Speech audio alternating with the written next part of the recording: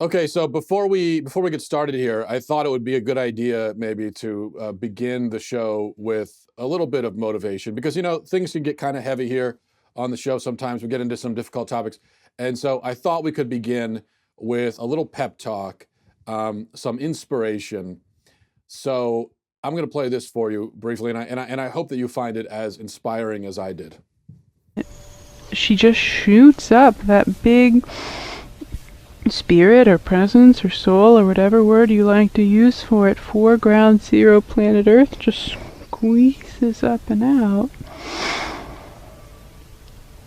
And moving her up so it doesn't get stuck in all the astral currents, doesn't get tangled.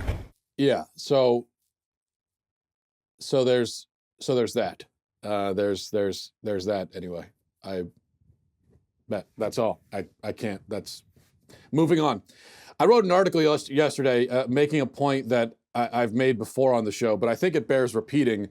I was thinking initially about the cultish support that Beto O'Rourke is inspiring, and you can't really call it support actually, because support is conditional. When you support a politician, that usually means that you like what they stand for and the policies that they propose.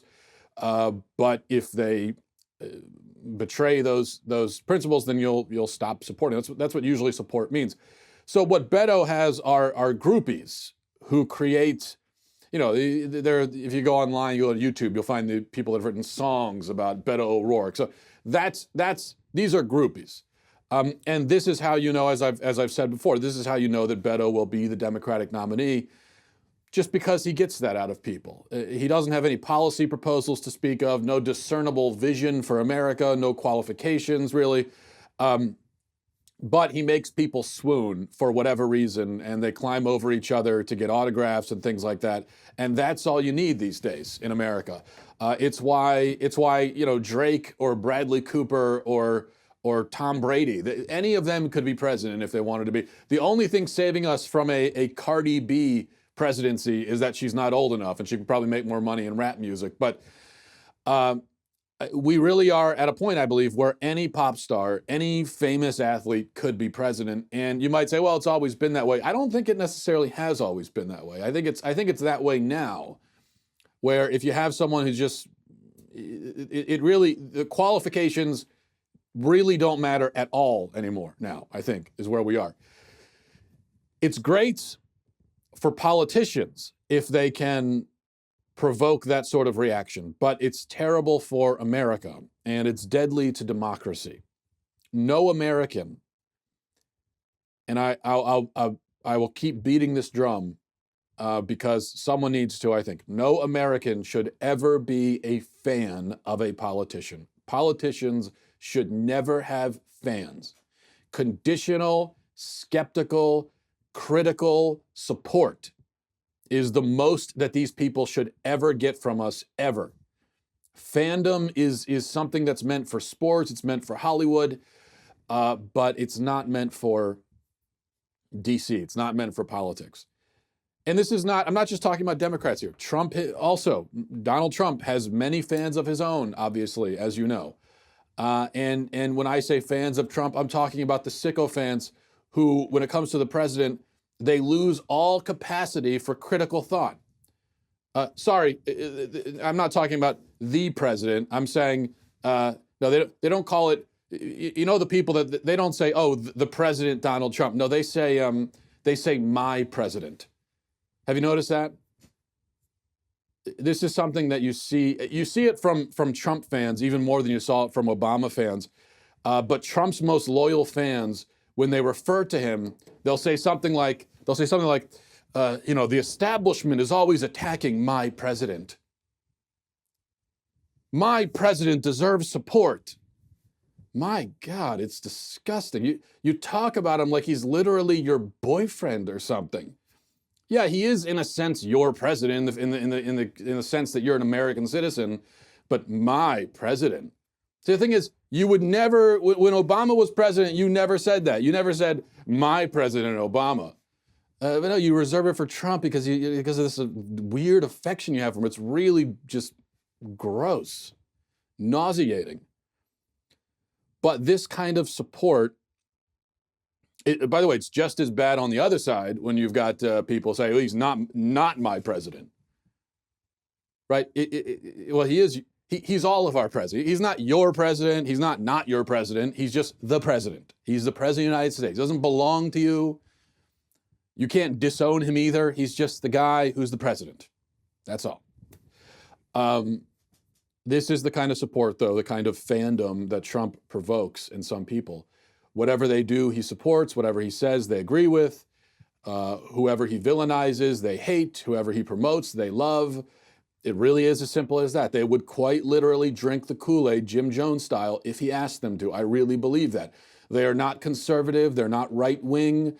It would be inaccurate to classify them that way. They are Trumpists who subscribe to Trumpism, and the doctrines of Trumpism can change from moment to moment depending on what the president or what my president happens to be tweeting at the moment. I remember last week, just as an example, whenever, I think it was last week, maybe the week before, when Trump randomly started criticizing the airline industry, right? Trump came out and said that planes are too complicated and we need to go back to old and simple planes because, right, that's what you want. When you sit down, for a flight and the captain comes on the speaker, what you want to hear him say is, all right, folks, thanks for joining us. I hope you'll enjoy this flight on this old and simple plane. But Trump says we need old and simple planes, right? And so all of his fans, though, decided in that moment, they said, oh, you know what? Yeah, we do. Actually, yeah, I think we do need old. There's a huge problem. Now that you mention it, there is a huge problem of planes being too complex. We need older, simpler planes. These are people, they never thought that before. None of them ever said that before. This was never an issue they ever thought about. But now they have adopted that position wholeheartedly, and they will defend it passionately just because Trump said it. If Trump had said the opposite, if Trump came out the next day and said, you know what we need? More complicated planes. These same people would say, yes, this is what I've been saying all along. We need more complicated planes. Many of these same people spent 8 years criticizing this mentality among Obama's most dedicated admirers, and for good reason. Obama was worshipped with religious fervor. I'm sure you remember that. The religious devotion that Obama had was horrifying to witness. And it did enormous damage to our country, and it prevented Obama from ever being held accountable for anything he did. But the celebrityification of DC, if we can call it that, if I can coin a word, it didn't end when Obama rode his white steed out of town into the sunrise, or the sunset, I suppose. It didn't end there, because those who had been busy decrying the celebrity presidency, a lot of those very same people became basically giggling schoolgirls as soon as Trump arrived on the scene. And so it is all very sickening. It is a disorder in the human mind that causes us to venerate politicians in this way. We should identify this disorder within ourselves and do our best to set it into proper order. If we recognize within ourselves this instinct, this desire, this inclination to worship a politician, to see them as more than just a politician, to have excessive admiration for, if we see that within ourselves, we should try to get rid of it. We should try to kill it, because it's not healthy. Our first reaction to every politician, always, no matter their party, should be suspicion. We should be suspicious of all of them. I think a good American is always suspicious of any man or any woman who seeks to gain power over him. Because when someone is running for president or they're running for any political office, what they're saying is, I want to have control over you. I want power over you. Now, they might not say it in terms quite that direct, although I would almost respect them more if they did. But that is really what they're saying implicitly. What they're saying is, I want control and power over you. Now, anyone who says that, anyone, we should stop and say, hey, whoa. Okay, but hold on. And immediately we should be giving them the side eye. it's possible that a person might seek this power for benevolent reasons.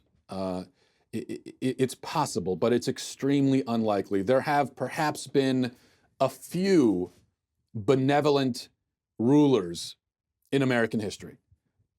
Maybe there have been a few. There are none today in Washington, not a single one. The best we can usually hope for, and the best we have available on the current scene, are vain, self-serving politicians whose vanity and self-interest are regulated by certain useful qualities and some correct ideas about laws and policies. That's the best we can usually hope for, and that's the best we're going to get right now, is that. Now, most politicians have the first base covered. So they've got the vanity and they've got the self-interest. The problem is they don't have any of the rest of the stuff. They don't have any positive qualities to speak of, and they don't have any correct ideas really to compensate for all of the vanity and the self-interest. So that's most politicians. A few of them have a somewhat acceptable but tenuous balance of the two, where, yeah, they're definitely vain as hell. They definitely are self-interested. They certainly are primarily concerned about their own power, but they do also have some positive qualities, and they do have correct ideas about this. So there are a few politicians that we can say, who we could say that for. I might be, maybe I'm being slightly unfair. There might be like 2 or 3 who are even a little better than that, and maybe, maybe there are a few who are slightly better than that. But this is generally the case. So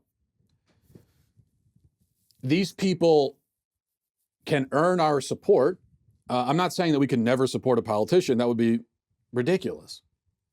They can earn our support, but if we're wise and if we have the good of the country always in mind, then our support will only ever be shaky and cautious, and we will remain ever ready to scold them like untrained puppies if they go wrong. And and we should be prepared to abandon our support for them completely, to drop them, to kick them to the curb. We should be prepared to do that if they reveal themselves to be vacuous idiots or morally corrupt scumbags without even a hint of the positive qualities that we imagined we originally detected. So that's the I think the approach we should have. There's a great J.R.R. Tolkien quote, and this was a guy who obviously knew something about the way that power corrupts because he wrote a whole book series about it. But this is what Tolkien said. He said, "The most improper job of any man, even saints, who at any rate were at least unwilling to take it on, is bossing other men. Not 1 in a million is fit for it, and least of all those who seek the opportunity." So there's an important truth here. Almost nobody is really fit to lord over other people, to rule them, to have the sort of control over them that our politicians in modern America have over us. Almost nobody is fit for that. Very, very, very, very few people have the moral character and the integrity and even the wit or the intelligence, competence, skill to be fit for that kind of job and that kind of responsibility and that kind of power. And the problem is that if they go seeking the job, that's a pretty good sign that they aren't fit for it. So that's the paradox here, that the number one way you could tell that someone isn't fit to have that kind of power is if they want it. And almost everyone in Washington today, they're there because they wanted it. But someone has to do it, right? And we do need a government, unfortunately. Otherwise, we would have anarchy. But this is just all the more reason to have skepticism and caution when it comes to these people. Yeah, if a political candidate is asked in a softball question, if they're asked like, why are you running? What attracted you to public service or whatever? The kind of question that a Democrat would be asked on CNN or a Republican would be asked on Fox. And when they're asked that question, they'll always say something like, well, I've always wanted to help others. I just have a passion for helping. Or they'll say something like, well, there are a lot of problems in America, and I want to, get in there and help fix those problems. I'm running because I love my country, and I want to do what's best for my country, and blah, blah, blah. You can tell the real fans, the real sicko fans, if they actually believe that nonsense when their favorite politician says it. The ones who actually believe that. The ones who say, oh yeah, Beto's running because he really wants to solve our problems. Or when Trump fans, I hear from Trump fans who will say that well, Trump ran because of his deep, abiding love for America and his self-sacrifice, and he just loves America and American people so much, and that's why he ran. Oh, please. I mean, good Lord. You can't be that naive. It's embarrassing. No, that is not why either of those guys ran for office. And we need to understand that, or we will lose our republic. We will lose our freedom unless we have some healthy skepticism about these people. We need to just understand human nature. That is not why the vast majority of people seek power. It is not because they love you and they really want to help you. It's not what it's about. In almost every case. So, am I being cynical? Yes, absolutely I am cynical. But if you are not cynical at this point about our leaders, then you have not been paying attention. All right. So let's take a look at something a little different here.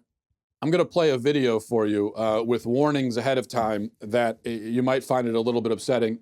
It's not graphic or bloody or anything like that, but it does show an animal getting killed. So this is a video that's been going viral on social media. Not sure how it ended up on the internet going viral, but it's, well, presumably the hunter put it on the internet. But it's a video of a big game hunt in Africa. And this hunter, I'm not going to give his name. His name has been put out there now, but I'm not going to do that. But he flew over from Illinois to do this. So you want to be behind that shadow of his front leg coming down?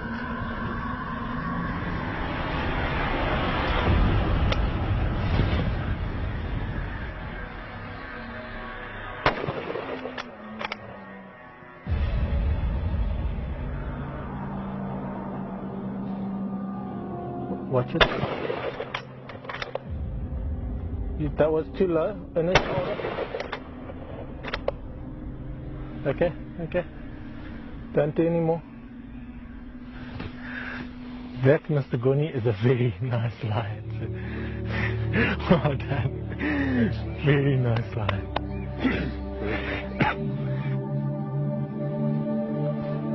Well done, sir. Very nice lion. Beautiful.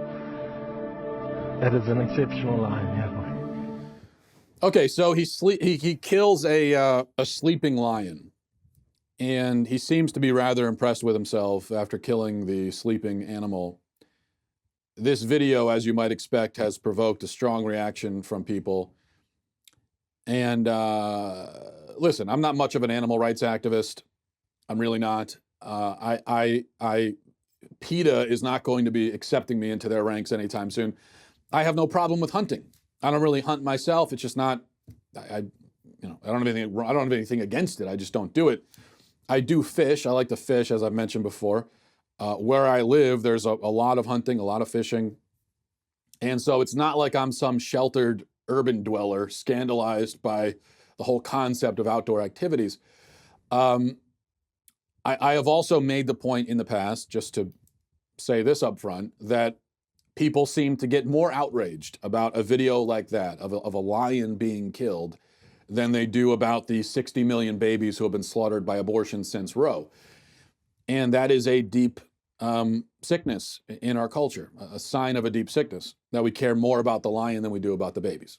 So those are two sort of preliminary disclaimers. With that said, however, the idea of flying all the way to Africa to kill a lion while it sleeps is just completely bizarre and weird, and it does seem awfully cowardly. The worst part is that if you kill a sleeping animal, then for you, the thrill of it must simply be killing, right? There's no sport, there's no pursuit, there's no challenge. Anyone can kill a sleeping animal. Any idiot can do that. It's not difficult to do.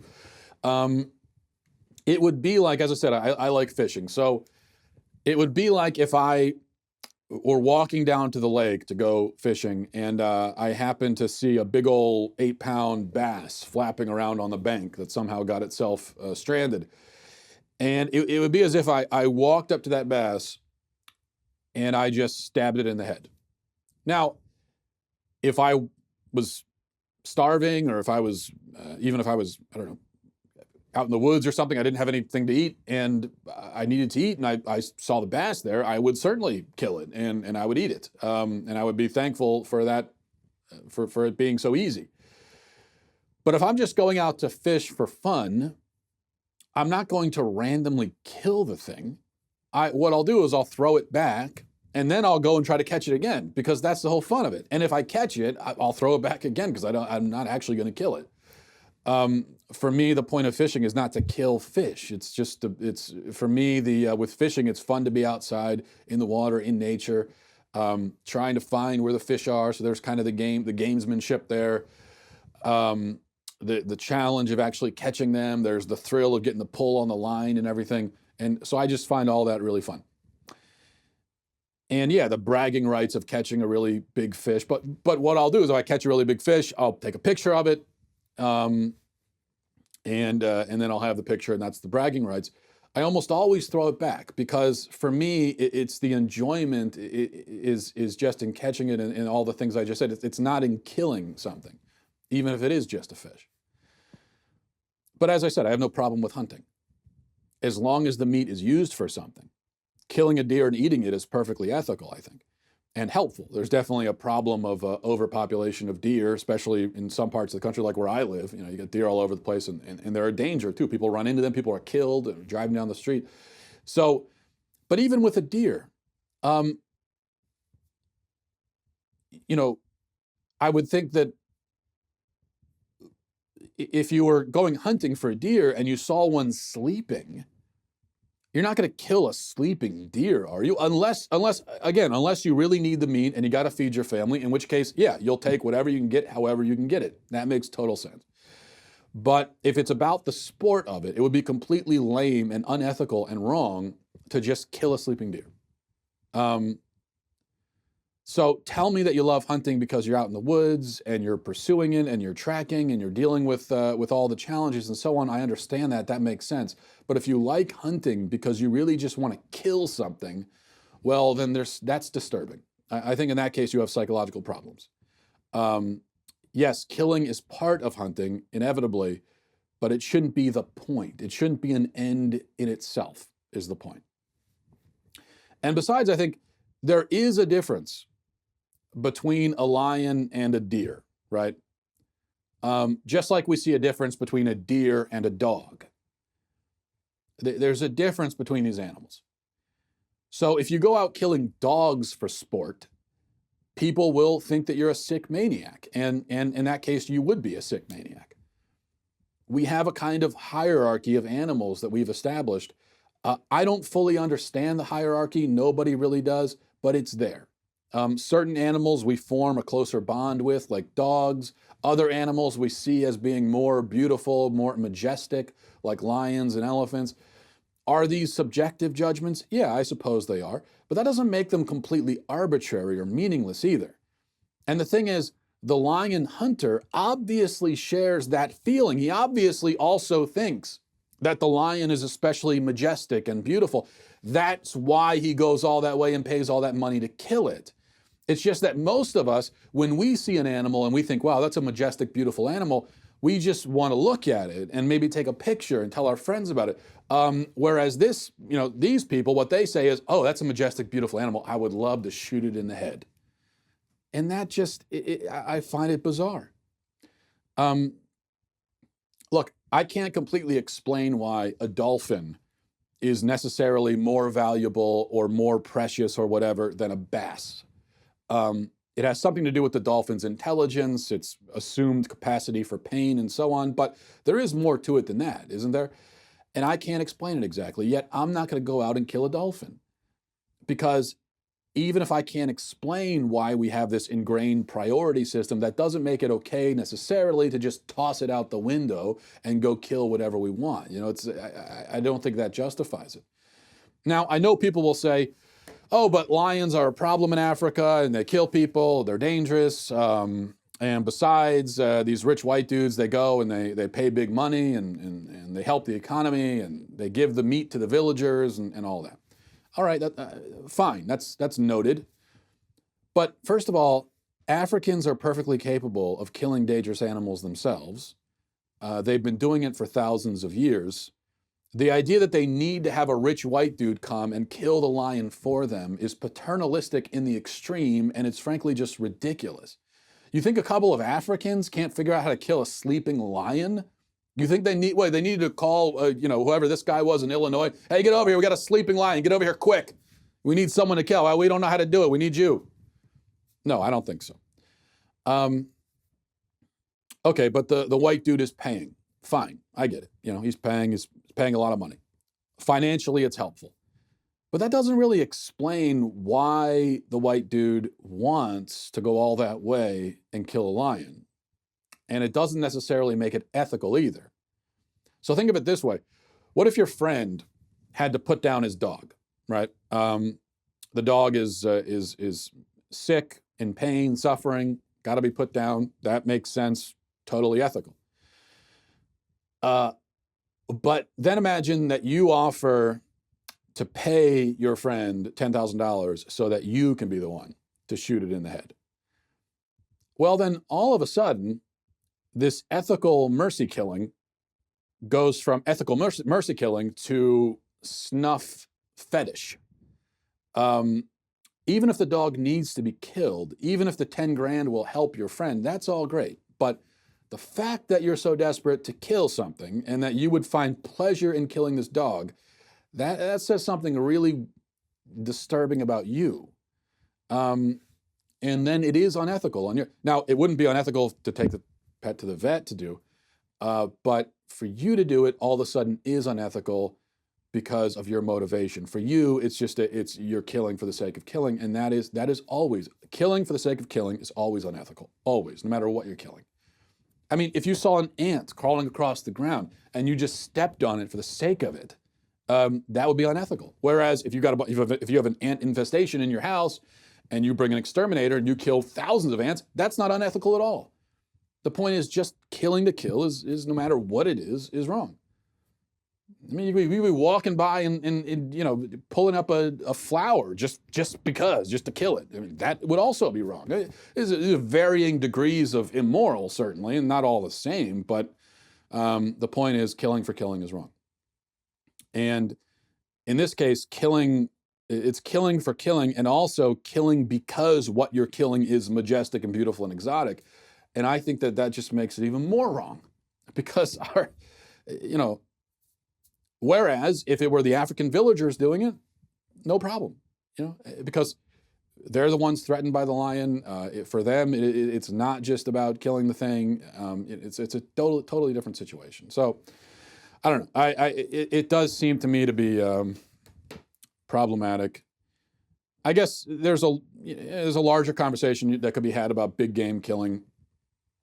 And I'm not saying that it's wrong in every context, but definitely killing a sleeping animal. It's just, yeah. All right, let's see here. Maybe we'll say, okay, here's one more thing to play for you, also disturbing. This is from something called Now This News. And it's a news organization that clearly, as you'll be able to tell, approves of what you're about to witness. So watch this.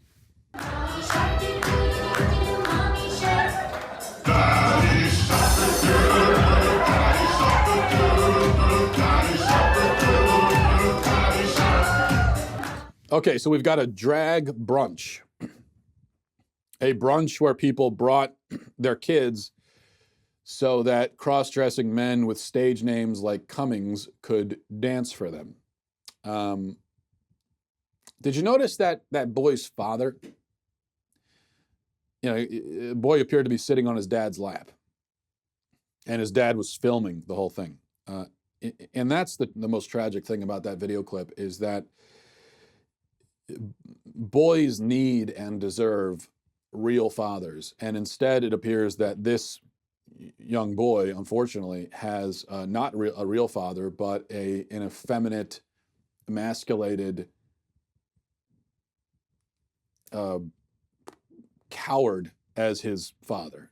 There are a lot of other ways I could describe this guy. The kind of man that would bring his son to something like that.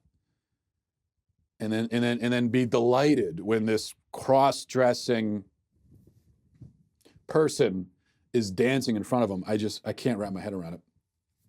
But what you find there again is this insistence in combining drag queens and kids. It's like everywhere now. We talked about it earlier this week. They had a cross-dresser come into a kindergarten classroom and read a book about transgenders. And then they've got the drag queen story hours, and they've got, and now they're constantly, the left is trying to combine kids and drag queens as much as possible. Now, why do you think that is? Well, we know what it is. It's about brainwashing them while they're young, and this is what you saw in that video there. These are kids who are being groomed. This is the grooming of children happening right in front of our eyes. All right, let's go to some emails. MattWalshShow@gmail.com, MattWalshShow@gmail.com. This is from Lisa. Says, hey, Matt, I appreciate how you approach topics, so I thought I would ask your take on a topic Allie Beth Stuckey, the conservative millennial, mentioned on our podcast on Monday. Allie believes the left is trying to change the narrative of the pro-life movement. The left is trying to convince pro-lifers that abortion is just merely one facet of pro-life, that if you were really pro-life, you would fight for the babies in cages at the borders, the immigrants, transgender, the women who need the abortion, etc. What about their lives? Don't they matter too? I tend to agree with her opinion in that the more I look around my social circles, I find this to be true. My philosophy on that, though, is if you compromise on the killing of innocent children, where else can you go from there? Abortion has to matter more because there will be literally nothing left if it doesn't. Of course, I would love your take on this idea of expanding the definition of pro-life and possibly some ways to combat this way of thinking. Yeah, Allie is right about that. Now, it's true that the pro-life movement, and it's important to stipulate, I think the pro-life movement is not necessarily a movement limited only to abortion. Though abortion is the central fight, it's the most important fight, but there is a pro-life ethic that extends beyond abortion. The point is that life is sacred and valuable. That's our message as pro-lifers. That's what we're saying. Life is sacred and valuable. Which life?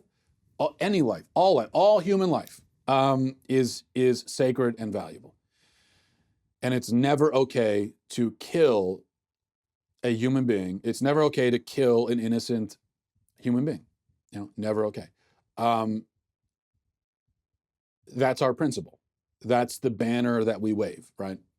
The problem is that the left is it's not even that they're just trying to expand what pro-life means, it's that they're trying to misapply that ethic, to misappropriate it, and claim that, for instance, if you oppose illegal immigration, then you're doing something that is in opposition to the pro-life ethic. But that, of course, is absurd. It's absurd for many reasons. First of all, nobody is advocating killing immigrants. No one is saying we should murder them. So this is not a life or death thing. All we're saying is that if you want to come to this country, you should come legally. And in fact, that if we can apply the pro-life ethic to the immigration debate at all, I think we apply it on the side of immigration enforcement. Because when you don't enforce the borders and when you've got porous borders, then you've got, as President Trump has pointed out many times, you've got drug dealers coming across, human traffickers. Illegal immigration is deadly to human beings. many people have been killed, not just by illegal immigrants, but in the process of immigrating illegally. So it is about protecting law and order, and it's also about preserving human life. And some of these other issues they mentioned just, again, have nothing at all to do with the issue at all. It's just a separate issue entirely. Yeah, they'll throw in something, you mentioned transgenders. Well, I thought you're pro-life. Well, what does that have to do with?